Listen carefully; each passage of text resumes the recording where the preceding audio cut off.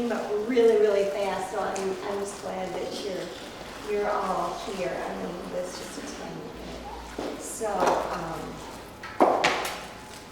and we're here to elevate our writing and do something really great for God. So I appreciate Anna as well, or Anna for helping get everything pulled together. So let me just flip through a few things.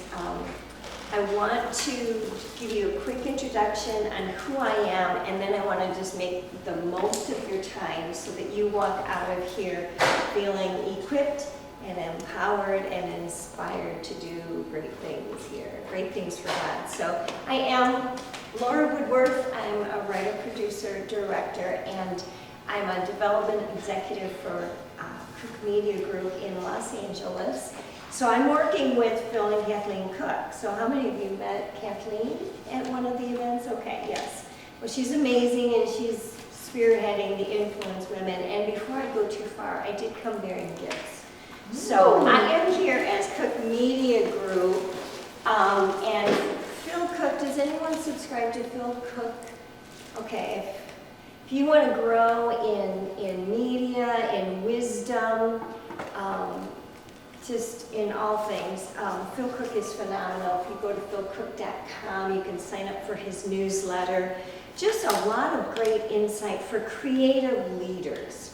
So anyway, what I have here is his unique ultimate planner for creative professionals. So does anyone like this? First hand up. First hand up. Okay. She can. All right, 1, 2, 3, hands up. Oh. There you go, Kristen. Enjoy that.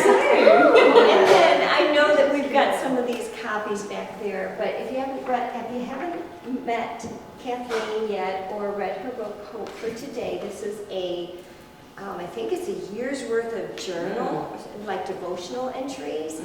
Oh, and she, I'll let you handle that.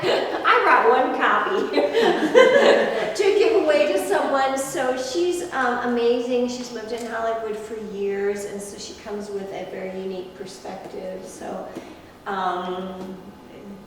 let's see. I can't think of anything good to say, so hands up. All right, you're going to walk away with it, Dorothy. So look, she's got more. It's Christmas, right? So anyway, you'll enjoy that. So, and visit KathleenCook.com, and you can sign up for her blog and everything. So a little bit more about myself very quickly. I work for Cook Media Group. I did graduate work at UCLA's professional program in producing, and I'm also an executive stage consultant for Stage 32. And if you're not familiar with them, they are the largest online platform for writers and filmmakers. They have over 800,000 people on their platform, and at the end of this, I'll tell you about a free event that's coming up tomorrow night. There's a webinar I'll be leading that will be really, really fun. So you might want to check it out. They've got phenomenal free webinars that you can do online. They've joined up with Netflix and some really good stuff there. But I'm also a writer in other realms. I contribute to PureFlix Insider, Family Christian, I Disciple, First 15, and I have a number of devotional plans on YouVersion Bible app. Anybody familiar with it? That's you? Yeah. That's you? That's me. Cool. Have you done any of my plans? Yes, I can even show you at the end of the day. Oh. She's awesome. Well, here's what's really neat. So, I've got over 170,000 people who have subscribed to my plans on YouVersion. And the reason that's unique is, and what maybe helps, what maybe helps me to be able to stand in front of you is the simple fact that my writing is being read. My writing is being read and it's being produced. Obviously I want more, but it's being read and produced, and that's where I want to see you all come to. So find me on YouVersion. Also, with Cook Media Group, we produced one of the episodes for the TVN series Inexplicable, won a couple Telly Awards for that. Also, as a writer, producer, director, this is my short film that we did that won Most Inspirational Short Film and Original Music and some great things. It's on Amazon and Christian Cinema, and also been dubbed into Spanish, and it's on Canción Glass Cinema. So some great things happening there. Oh, and then I Steve and Kathy was a fun ministry show that I was also involved in. So anyway, that's about me, all right, by the grace of God. Let's talk about developing your high concept script. So how many of you, first of all, are writers, or you want to be? That's where you feel like you're heading. Okay, very good, very good. So it's a great place to be because you can do it. You can do it from anywhere. And we need writers writing great content. So, but what I found happens very often is writers often go straight to story. Has this ever happened to you? You're in the shower, you know, the water's running and you're washing your hair and you get this really great idea, okay? I mean, this is really good. By the time you get out of the shower and start drying off, you've already developed your heroes. You've got a backstory, you've got their love interest all figured out, you know where they work, you know what they did when they were a kid at 8 years old, and you go right into your final draft and start typing that script. The problem is, we often go too straight into story and we don't think about developing the high concept. And we get married to those ideas. We actually gain an emotional attachment to those ideas. You know? Like, oh, but I wanted her to have 5 puppies growing up and her mom has 3 cats. I just really like that aspect of this, you know? We start getting very emotionally attached to our characters, and Hollywood is looking for a high concept script, and if we are the filmmakers that God is calling us to, we want to be looking for the high concept script as well, which means we want to push ourselves a little bit further, and this is where we talk about honing our craft as a writer, and not just settling for that first big idea that comes along, but taking time to really make sure it's marketable, and that it's going to get produced, or if it's a book or a novel, that it's going to get read. And so when we say high concept, what does that make you think of? Give me some thoughts, some ideas. Something that people are looking to watch or read. Okay. Popular. Okay. With the time. All right, popular and with the time, all right. Or maybe even something that they didn't know that they needed, but that's relatable, that somehow helps them, helps just move them, I guess, in a deeper way. Okay, very good. So relatable helps move them. Something that you can explain to somebody very quickly and easily that they understand what I'm talking about. Thank you. So a high concept script is number one going to be unique, okay? In other words, it's not just another Die Hard, except now you've set it in, I don't know, Alaska or something like that, you know. It's also going to appeal to a wide audience. It's going to have an audience, a wide audience appeal. And then it's also something that in one sentence, you're visualizing that movie. And this is what's very key. For example, let's read this little law line. A narcissistic, self-centered weatherman finds himself in a time loop on Groundhog Day, and the day keeps repeating until he gets it right. We all know this is Groundhog Day, right? But if you read that, you just think about that. A narcissistic, self-centered weatherman finds himself in a time loop on Groundhog Day, and the day keeps repeating until he gets it right. It conjures a visual, and maybe even a little comedy because it's Groundhog Day, things like that. How about this? A New York City cop travels to Los Angeles to reconcile with his wife, but learns she's been taken hostage by a terrorist in a skyscraper, and he struggles to save her. So that was Die Hard. I've never seen that one. You've ever seen that? I like that. But okay, if you haven't seen it before, did you start getting some images? Yeah. Yeah, you've got this New York City cop, which we kind of immediately stereotype, right? He's going to Los Angeles, we know LA, reconciling with his wife. You can already imagine some of the beats that are in this script to help tell the story. Yeah. So those are some good examples of a high concept script. They're unique, they appeal to a wide audience, and in one sentence, you can see that movie. Now, a high concept, it begins with a seed that's intriguing. I like Tony Gilroy. He wrote a lot of the Bourne movies and the new, is it Andor with Disney. One of the things that he says is you just start with something small. All you need is something small, a spark. Maybe it's that idea you got in the shower, okay? Just start with something small, start with a seed that's intriguing, and then you start brainstorming story ideas. You know, which we do. We start developing our story, but I mean really brainstorming and what people term blue skying. In other words, the sky's the limit. Start thinking through story ideas. And while you're doing that, you want to identify the elements. For example,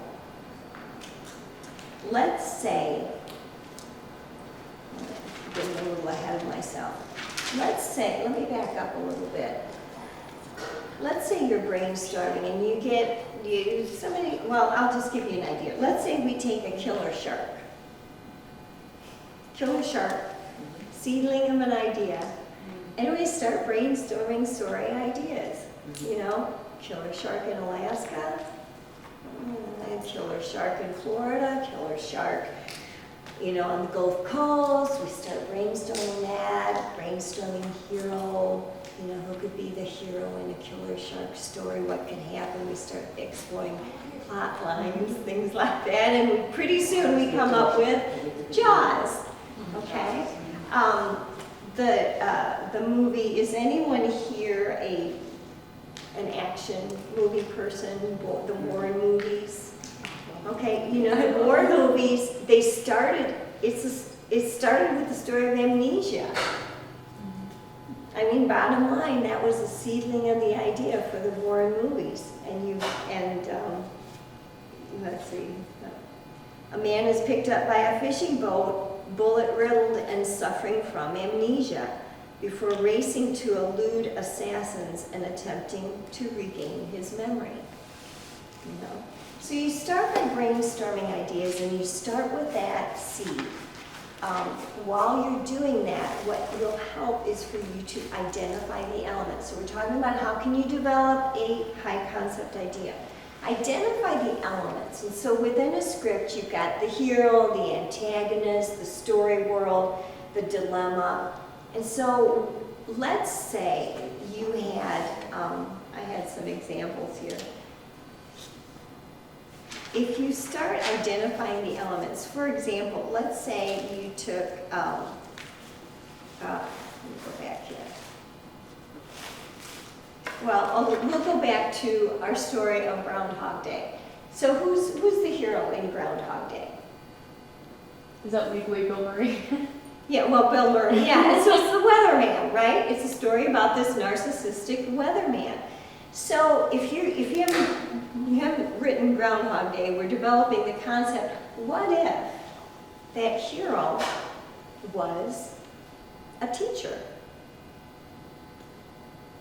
A narcissistic teacher? Here, let me pull up that line on here so I can read it for you.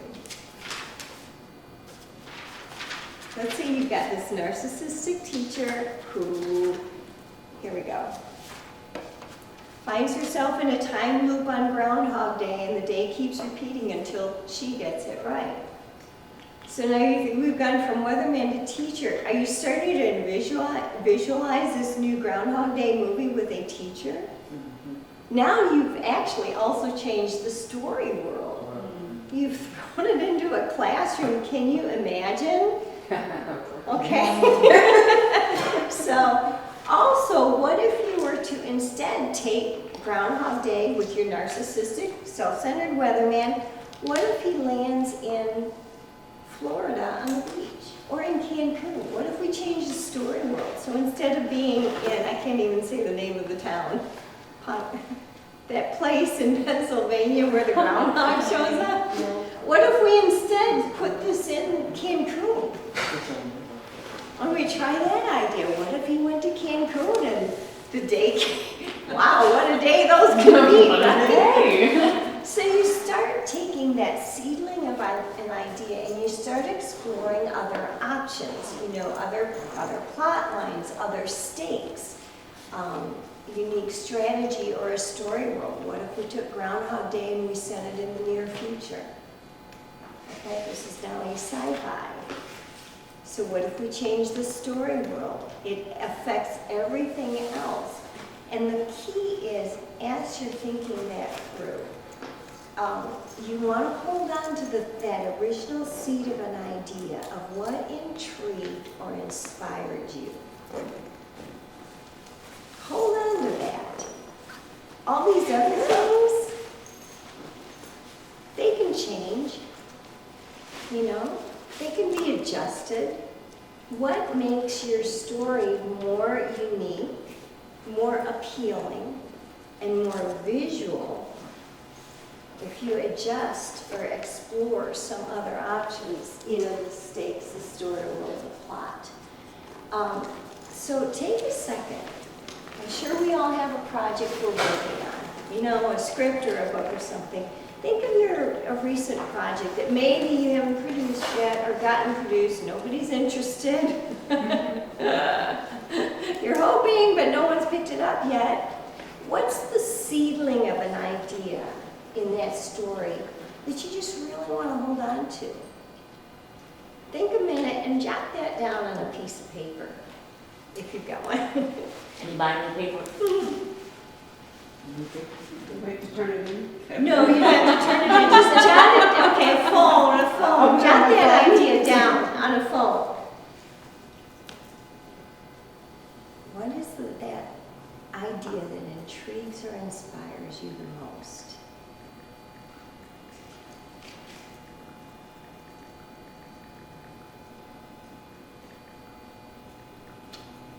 Once you've got that determined, then what you can do, especially if you're not hitting that high concept yet, now what you can do is start exploring the options. Start blue skying this.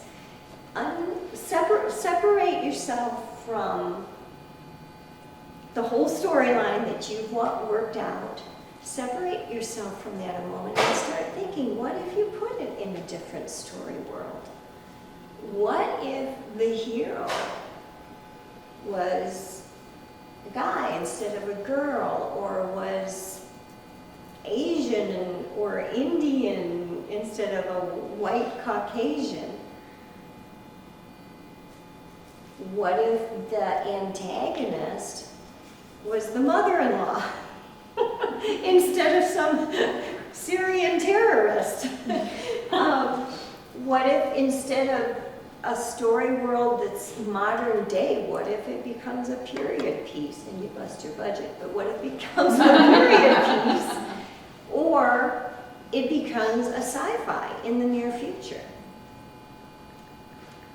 So if you can separate yourself from the storyline that you've already been hashing through to start thinking, what would make this more marketable? Then you can start working towards something that's high concept. I've done this myself with a recent script that I have rewritten, and I knew if you ever get to this point where you need more than one log line to tell your story, that's a good indicator that we need to work this a little bit better, so that it is more visual. And so some of the things that you can do the what ifs, what if the hero was this or that? You can take it to an extreme. What if the weatherman, instead of being a Bill Murray, what if he's 98 years old and still trying to tell the news, What if you take it to an extreme? What if you have two opposites within it? So maybe you've got, what if we've got our weatherman who's buff and beautiful and the girl isn't so much? Or maybe she's got some sort of a lisp or something like that he'd have to overcome to have that relationship with. What if you increase the stakes? What's at stake for your hero? If you don't have stakes, by the way, build some stakes in there. What if you increase the stakes or change the stakes? Maybe instead of the stakes being life or death, maybe it's more happy ever after with this person, or not so certain, but more adventurous happy ever after with this person. It's a dilemma that both options are kind of nice, but what are the stakes involved? What if you build in some irony to the story? I worked with someone the other day on their script, and they ended up with a shocker, a very shocking irony. And I told them, I'm like, it's okay if you want to leave it that way, that's fine, but have you considered this? And I gave him another option instead of landing on the irony and the shock factor. So just thinking of different strategies that you can do, that you can implement in your story, and you can elevate your concept. So again, think of what intrigues or inspires you. What will make your story unique, appealing to a wide audience, and in one sentence you can see the movie.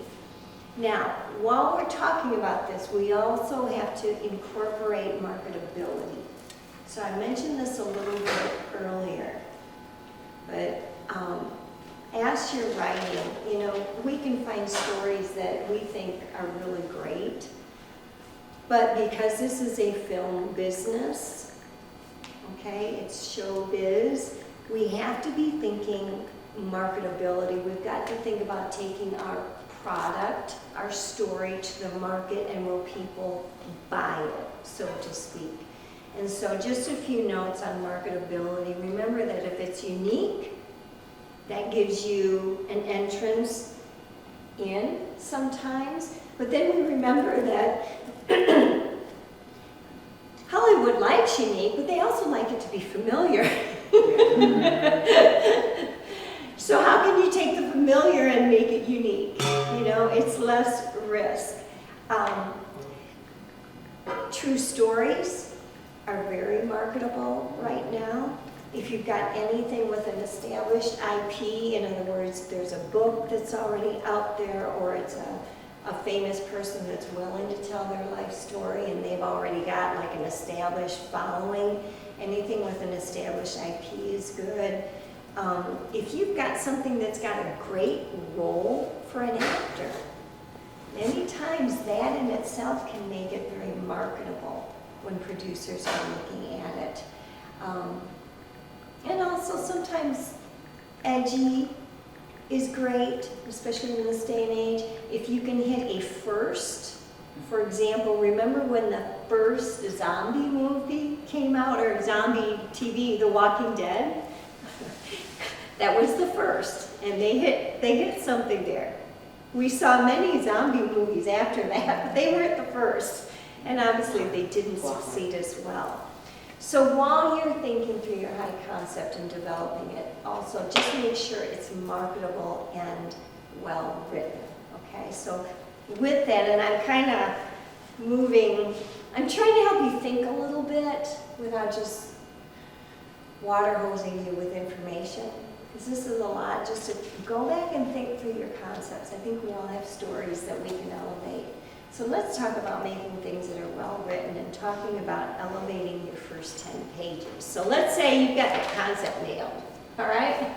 You've taken the time, and I will say this, you know, that those blue sky moments where you're completely detached really from your computer even and final draft to really think and dream and explore the possibilities, that can take days, that can take weeks. Allow time for those stories to kind of ruminate and test your concept. Choose 5 friends who are in the audience, the demographic that you're thinking your story would be great for. Ask them first, but say, hey, I have a couple story ideas, can I run them by you? And if they say yes, then great. Hop on that phone and just tell them the story idea. Tell it to them in 2 sentences or less, no more. Just say it and then listen. Don't talk anymore. Don't explain anymore, don't embellish. Just say your story idea very simply and see what kind of reaction you get back from them. Okay, that's a good indicator of whether you're hitting on something and whether they can visualize it.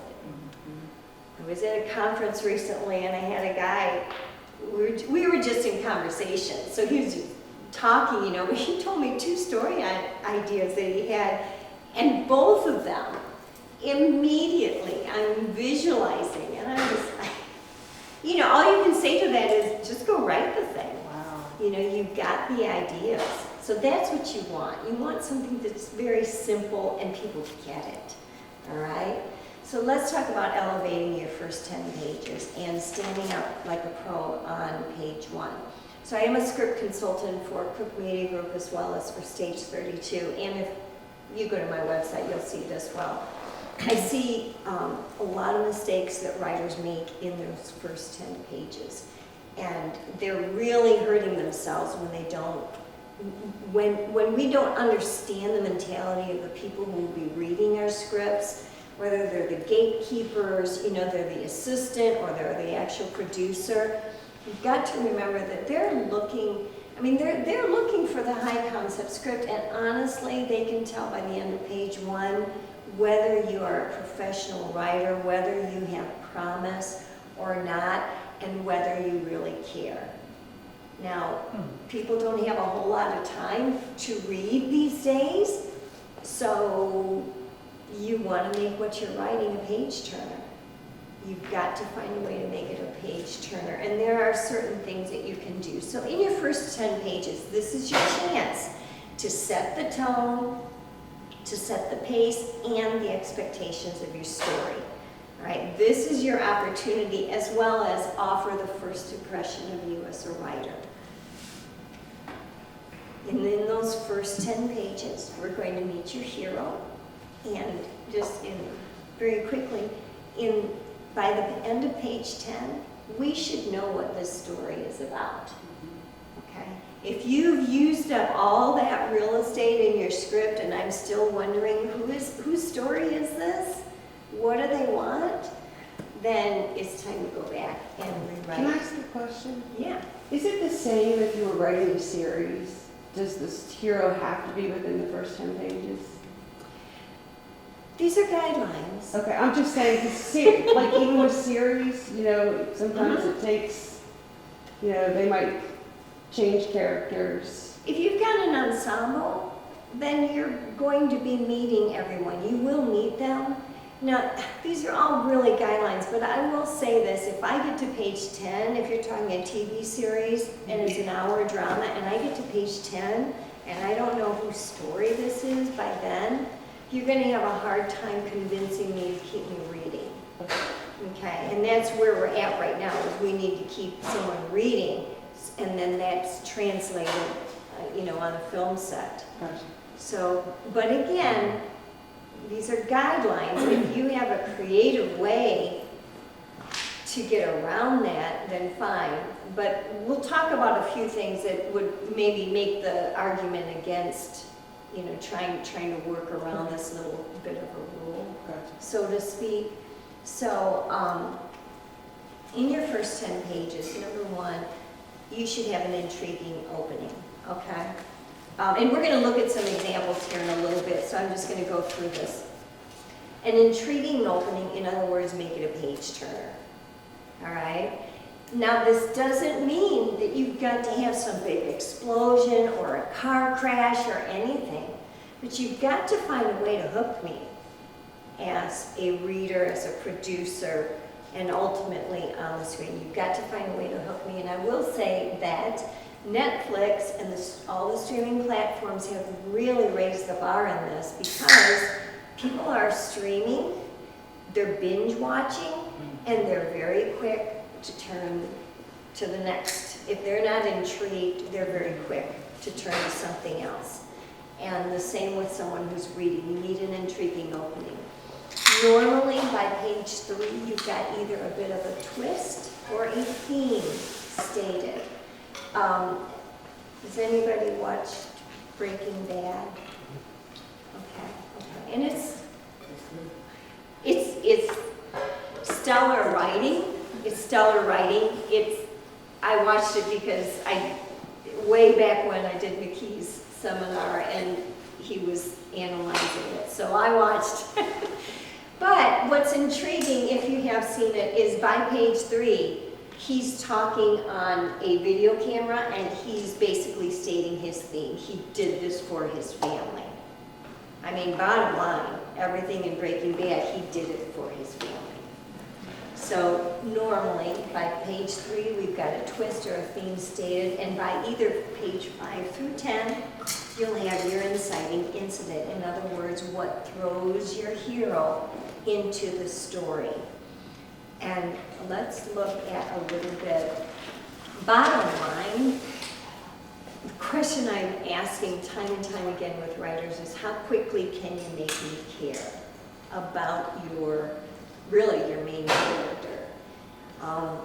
Aaron Sorkin boils down character development into intention and obstacle. Somebody wants something and something is getting in the way. So when we're talking about your main character, your lead character, your hero, my question is, how quickly can you make me care about their life? Whether I like them or not, whether they're a hero or an anti-hero, is in these first few pages. How quickly can you make me care? How quickly can you get me invested in their story? So that should be one of your goals in investing me in your story. And let's see. I'm going to go through these and then we're going to flip over to some examples so then I can kind of really explain what this means. When you're writing your first 10 pages, a few things you want to be thinking about is, are you starting at the right place? Have you intrigued me? For example, let me just back up. Let's take Groundhog. Has everyone seen Groundhog Day? Okay, it's an easy one to look at. I need to watch. It's fun. We start with meeting our weatherman in the newsroom. And he is a narcissistic, self-centered weatherman. We know it by the end of page 1. We know this is who this guy is. So we start there. Now, if we were to start out at the Groundhog Day ceremony, it might have a different flavor to it, but instead we meet him in his real world, we meet him as he is, and then that inciting incident happens that changes everything, where he is now repeating that same day over and over and over again. So are you starting in the right place? Have you intrigued me? Have you hooked me? Have you hooked my interest? How have you introduced your hero? This is where you also want to think of roles that an actor would want to play. All right? How have you introduced your hero? Is he very passive? I mean, I've read some scripts where the other characters are doing more interesting things than your hero. And it's like, Well, it was a recent consult. I really encouraged him, how can you get your actor into this story better and give them something to do? They were blowing something up, and the lead actor was like the supervisor, the super over it, but he was back in the trailer watching. And we got these guys out on the field ready to blow this thing up, and I'm like, can you somehow get your lead involved in this and give an actor something to do? So how have you introduced your hero? Have you made me care enough to keep reading or watching? Have you set the tone? I should know your genre pretty quickly. If I don't know it by the page 10, then we need to re-look at things. And we'll talk about that. Are you fulfilling the expectations of the genre? In other words, if this is a comedy, have you given me permission to laugh? And that, honestly, if you haven't given me permission to laugh by page 1 or page 2, then by the time you hit something really funny on page 3, I'm going to be wondering. So, have you given me permission to laugh? In other words, just really make sure that you're fulfilling the expectations of the genre. We don't have time to go into the expectations, but obviously if you're writing an action, there are expectations there. People expect action, and they expect a certain tone unless it's an action comedy, like a Die Hard or something like that. So if it's a comedy, give me permission to laugh. What haven't we seen before? Too often people rely on the cliche. So what haven't we seen before? Are you cliche? Have you established your story world? Yes. I see that hand. Okay, so I know the genre, so there's no such thing as a romantic drama. Yeah, there is. Yeah, but when you go to like I told you on part of stage 32, it's nothing, it's either comedy, you know what I mean? Yeah. It's no thing that says romantic drama. If you go on IMDb, then and go to movies that you think are going to be like that, you'll see how they're tagged for genres. The thing is, you're going to have, usually it's an easier sell, so to speak, if it's one thing. Oh. Okay, it's an action flick, it's a chick flick, you know. But often we see rom-coms, romantic comedies, you know, or we see an action comedy. So sometimes the trouble we get into is when we try to add more genres than 2, because then it's just too much. So yeah. And then have you set up to pay off later? Remember, we want to be setting up little things so that we're paying them off later, because that intrigues an audience. And then by page 10, do I know what your lead character wants? Intention and obstacle. You know what, I bring up examples from Hollywood because they're doing it well. Okay, despite everything else, they are doing this well. Has anyone watched Ted Lasso? Love that show. Love it. By probably the end of page 1, you know what this character wants. They've done an excellent job in, you know this guy. And here's the key. If I know what the lead character wants, and if you've done your job of making me care, finding a way to invest me in them. Some people call it a save the cat moment. You know, if you've read Blake Snyder, which you don't have to go that route, but somehow make me care. If you can do that, you will have me rooting for them all through the film or the TV series. In other words, I become distressed if they're so close to getting the guy and then it falls apart. You know, I feel concerned if I feel like, oh no, she's gonna mess this up again. No. You know, That's what you want to do, and the only way that's going to happen is if you have clearly helped me know what your character wants. And this is character development, okay? Here's a freebie little point, and I make this note very often in screenplays, and that is to encourage a screenwriter to go deeper in their character development. If you have taken the time to develop your character well, all of your action and all of your dialogue is going to spring forth organically. That's the key. So I don't necessarily need to know like a deep backstory, but maybe you need to know what are the skeletons hiding in their closet, or what are their greatest fears, what are their greatest desires. How do they handle an uncomfortable situation? Do they get all giggly and silly? Or do they clam up and go hide, So character development is key as you're working through this. And then again, by page 10, what is your inciting incident? And again, no hard and fast rule, but usually you will find this happens around page 10. The key is this inciting incident has to be irreversible. If it's not irreversible, we have no reason to go on this journey with your character.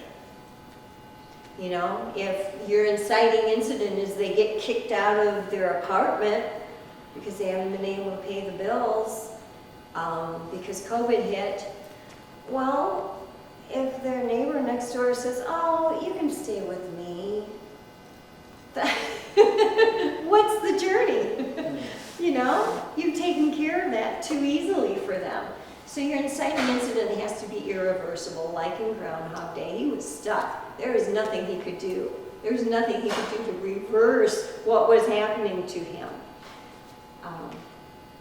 And then what major story question does that inciting incident raise? Will he live? Will he die? Will he survive, achieve, succeed?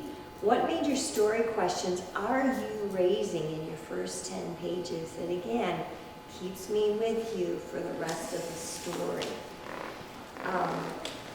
While you're thinking about that, I just want to take a few minutes and go over and just look at a few examples.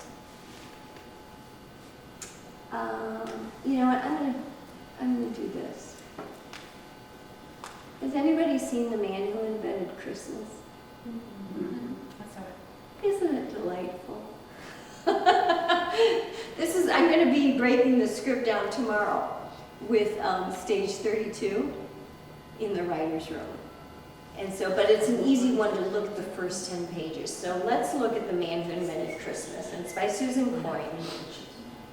I want you to look at, we're just going to look at a few, literally a few pages for you to see.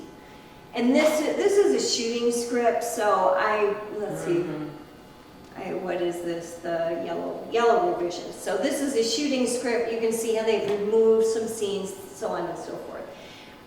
So we have a card. We're starting with a card, New York City, June 1841. In darkness we hear a voiceover. Dear Forrester, how can I give you the faintest notion of my reception here in America? And then we're in the dressing room. A stage manager knocks and calls out in a Brooklyn accent. 5 minutes, 5 minutes. Ink-stained fingers fumble with silver cufflinks. A pair of boots is smartly buffed. A brightly colored silk scarf is adjusted. Of the crowds that pour in and out of the whole day, of the people that line the streets when I go out. In the mirror, the writer, Charles Dickens, looking like an English rock star in his prime, silk blouse, tight trousers, velvet jacket, fusses with the locks on his forehead, then steps back and regards himself critically. Of the balls, dinners, speeches, parties, assemblies without end, there never was a king or emperor upon the earth so cheered. He breaks into a wide grin. Ed, Charlie? Another knock at the door breaks the moment. Places, please, places. I have had deputations from the far west who have come from more than 2,000 miles distance. And then we have the Park Theater, the stage. Dickens moves along the corridor. The sounds of the crowd stomping their feet and clapping their hands gets louder as he nears the stage. They come from the lakes, the rivers, the backwoods, the longhouses, the cities, factories, villages, and towns. A presenter is making a flowery introduction on stage. The sound of the crowd is deafening. The great magician of our time, whose wand is a book, the Shakespeare of the novel, the people's author. Dickens reaches the wings. He breathes in deeply through his nose, steadying himself. He nods at the stage manager. Ready? Ready. The one and only, the inimitable, the great and marvelous Boz, ladies and gentlemen, Mr. Charles Dickens. The stagehands raise the curtains. Dickens takes a deep breath and steps into the light. At the sight of him, the audience rises to its feet as one. Behind him, tableaux vivants appear, depicting sights and scenes of London, beefeaters, roll-out cannons, characters from Oliver Twist come to life. Urchins dance along to the band, Dickens taking this in. Americans are friendly, earnest, hospitable, kind, frank, accomplished, warm-hearted, fervent, and enthusiastic. Uncertainly, he raises his arm above his head. The crowd goes wilder still, blanketing the stage with flowers and screaming, "Boz, Boz, Boz!" Dickens attempts to speak to the crowd. "Dear friends, you have welcomed me to your country with such open arms that I fear that I..." But his speech is cut off by a deafening volley as the cannons behind him flicker ticker tape into the air. Dickens shrinks, covering his ears. "I can't wait to get home." So within this, do we know what he wants? Get home. He wants to get home. Do we have an inside view of who this character is? Do you know who Dickens is? How would you describe Dickens from these first 1.5 pages? Verbose. Verbose, okay. Anything else? What about, we've got ink-stained fingers, silver cufflinks, a pair of boots is smartly buffed, a brightly colored silk scarf is adjusted. In the mirror, he adjusts his hair, looking like an English rock star. Do we know who this guy is? Obviously, he's enjoying the fanfare. He's dressed for the part, but I think he's had. He doesn't want all that attention. I think he's Just wants time to go home. I've had enough of the Americans. Ready to go home. So I want you to notice a few things. Now, you know what? We could have started this story in a different place. We could have started it in England when he's writing his first books and starting to gain prominence.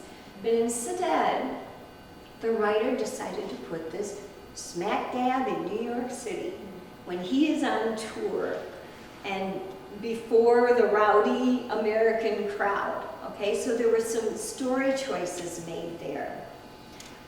You can see that some of their story choices of this writer were omitted as we dropped a few lines here, so that by the end of the stage, or the end of the page 1, we've got Dickens in all his outfit and everything, and looking at himself in the mirror. "Hello, Charlie." And then, places, please, places. It's intriguing. At least I think it is. It's intriguing. It makes you, what's going to happen? Exactly. And so you've got an intriguing start to this. Now, we're not going to read more into this, but I will say a couple of things that's important to note. In your first 10 pages, you want to be very succinct in your writing. And sometimes people get into too deep in the woods in wordsmithing, which is important, but the foundation of wordsmithing your work and making it succinct is making sure you're not including details that divert the reader. For example, if I read this and he's got ink-stained fingers and silver cufflinks and boots smartly buffed, but I find out later that, this was just an outfit that they told him to wear, versus him, fluffing the hair and English rock star. Every single detail in this is important to the story. We're building this character and helping you to know him. Now, silver cuff, well, I will find out later that the silk scarf, this is actually a setup. I'm sorry, real quick. You see how it says Dickens voiceover, and then it goes to that, and then it says Dickens voiceover. When I did my script, they told me I was supposed to write Dickens continued voiceover. Is that not correct? I've always done it just this way. So do it that way? Okay. Yeah, but there's always variations, but this would be what I would do. If it's me writing, I would write it. Dave Trotter's Screenwriter. Yes, There you go. Yeah, just check that, or go, more than anything, go read some current scripts to see how people are doing it. Now, okay. Yeah. So, a couple of things. So, even this hello Charlie, this is a setup for later. So it's not just, the writer is not just, wouldn't this be kind of cute, look in the mirror. This is a setup, the whole hair thing is a setup. So this is being very smartly written. And it began with that determination of where are we going to start and how quickly can I make my audience care about this man who looks like, the rock star? Mm-hmm. How quickly can I make the audience care or the reader care? So those are some things that you can build into a script. And I'm going to pull up one other first page really quickly. Does it have to see the examples? Mm-hmm. Okay. Oh, yeah. Okay. So, has anybody watched Arrival? Is that the Amy Adams Yes. aliens? Okay. Okay. I'm on board. Okay. I'm watching an alien. I'm watching the wrong. Have you read the script? All right, here's a question. Has anybody watched Gravity from years ago? Have you read the script? Do you guys read scripts? Yes. Everyone's head goes up. Yes, we're starting tonight. We're reading scripts. Read scripts. The first time I read Gravity, I read it before I watched the movie. Just reading the script took my breath away. Now that's good writing. Yeah, it's hard to find a script that's not a shooting script. You just have to Google it, Scriptpedia. Name of the movie, Scriptpedia. Let's just look really quickly here so you can get a feel for it. So this is a fade-in, exterior lake house sunset. The sky is a shimmering expanse of stars hacked together. Another voiceover. Memory is a strange thing. Lake house sunset. A modern home built on a shore with a large deck. The skin of the lake is a cloudy mirror. Louise Banks stares up at the sky, leaning against the deck's railing, Merlot glass in one hand. Louise has a clean, timeless look about her, the kind of woman who ages gracefully. Short hair. It doesn't work like I thought it did. We are so bound by time, by its order. She steps back inside, a little tipsy, smiling. Lake house continuous. Stacks of books on shelves and tables, a telescope against a glass wall, and dry erase boards marked with foreign languages, different colors for different dialects. Maybe there's a higher order. Mingled here are also dinner plates, candlelight. Darling, is there any more wine? She pauses when a deck light winks on outside. Her eyes sparkle when she sees something. A question written on the glass, lit from outdoors. Do you want to make a baby? I used to think this was the beginning of your story. Are you intrigued? Mm-hmm. Do you care? Okay, and this was her husband that was out there, just so people know. It was a very sweet moment, but this is a first page. One page and we're already into the story. If you were to read on, you'll realize that again, the details that are in this are relevant to the story, and they're setups that will be paid off later, or they're helping us to understand who our character is without having to tell. So we find out later that Louise Banks is a linguist. She's cracked the code on languages. So instead of her husband coming in and saying, "Well, honey, how is the translation coming on your latest project? Have you cracked that code yet?" Instead of having him come in, she has taken the time, the writer, the men, the Coen brothers have taken the time to show us in her setting and help us. They're showing, not telling, helping us to know a little bit about this character that way versus having to just say, "Did you get the check yet from doing that linguist job?" You know how we like to write things in and make it very clear. Try to show and not tell. So that's, even if you read the story or watch it, you'll find out even this comment about short hair, normally we would be going like, why? What does that matter? That's raising story questions. Well, it does matter in this story because it's kind of a back and forth in time. And originally written, the hair was an indicator of time. So anyway, that's just a fun example of very quickly we're kind of interested in this character and invested and intrigued and setting and doing some great setup for things to come. So back to you and your high concept in your first 10 pages. You want to take some time, make sure you stand out like a pro. Don't send out a script that you haven't proofed for typos even. Take the time. Some people spend more time on their first 10 pages than they do on the whole script, at least to get rolling, okay? So take the time to make it shine, and then make every page after that a page turner, okay? Okay?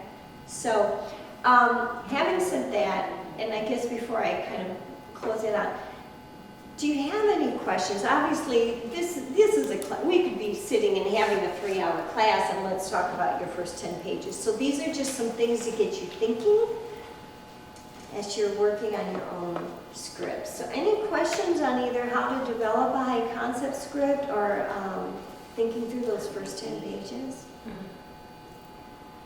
What is the rule?